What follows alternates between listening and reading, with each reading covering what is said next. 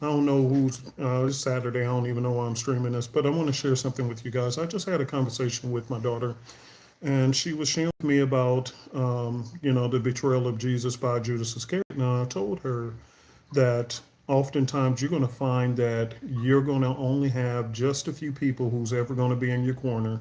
Typically, in your lifetime, you're going to have less than about six people who's actually there just for you. Okay? Just for you. Most people are not going to be there just for you. They're going to be there for you because of what you can do, not because of who you are.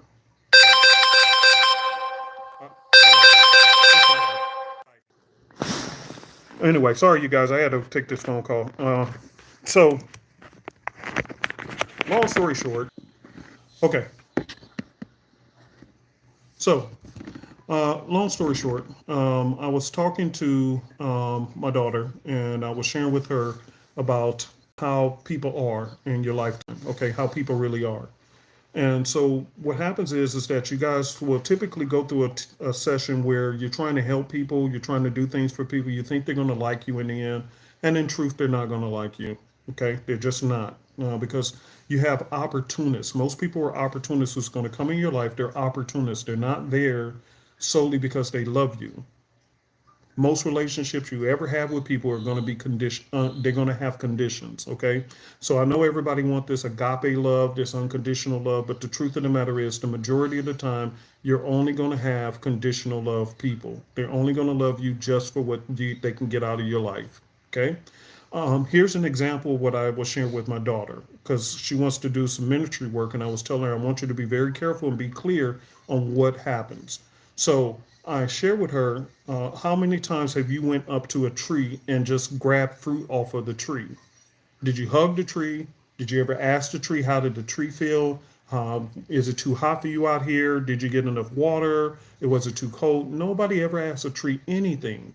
We drink orange juice, we drink apple juice, we eat apple pie, whatever, but we never care about the nature or the care of the tree itself. Why? Because we're only there just for the fruit it bears. And when the tree does not bear fruit, we pay it no attention at all. And this is exactly how people are. Let me give you a better example. I was sharing with my daughter because a lot of things I didn't share with her, but I was telling her at the time when I was going through my Job experience and I was losing everything, millions of dollars, I was losing everything. And I was staying in my 7,000 square foot house, and I was so broke, I was losing everything. I will never forget. Right after a major blow that happened in my life, right after that, literally, the sheriffs came knocking on my door, telling me that I was going to have to move in 1 week.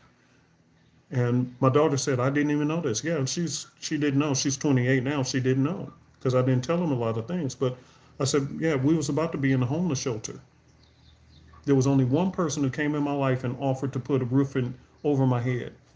Didn't care what I had or what I used to have. They were just there to help, and that was Nancy.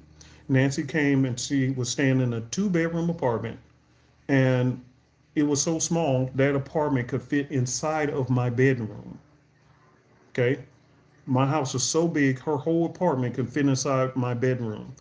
But when I was losing everything, she was the only person who said, you know what? Hey, if you need a place to stay, you and your child need a place to stay, you can come over here and stay. Okay. I don't have much, but hey, I can offer you my couch or whatever. She was the only person.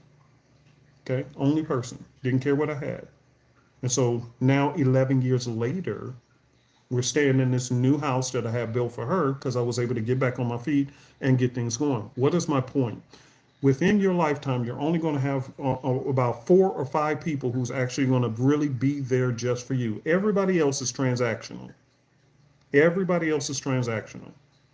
Even in marriages, why do you think there's so many divorces nowadays? Because everything is transactional. They married you because of something you had to offer. The moment you start offering that, guess what? They're filing divorce papers.